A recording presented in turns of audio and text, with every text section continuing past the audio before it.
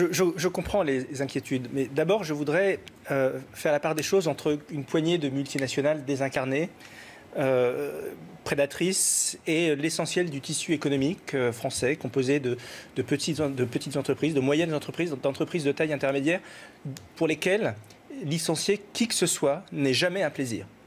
Et c'est même le plus souvent pour Ça, c'est le chef de l'entrepreneur que vous êtes qui parle. Oui, ce n'est jamais un plaisir de licencier qui que ce soit.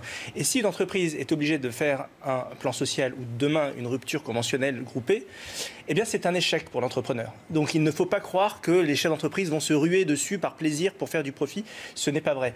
Et en réalité, ce que prévoient ces dispositions, ce n'est jamais qu'une normalisation de ce qui se faisait déjà, mais qui n'était pas officiellement dit, comme la rupture conventionnelle. Qu'est-ce qu'on faisait avant les ruptures conventionnelles quand on voulait une séparation? Souvent, d'ailleurs, les avocats se rapprochaient entre eux et on inventait de faux motifs de rupture, de licenciement pour faute, tout ça pour que le salarié puisse bénéficier du chômage. C'était une hérésie. Et c'est pour ça qu'on a fait le licenciement conventionnel. Et ben, c'est exactement la même chose qui est en train de se passer aujourd'hui.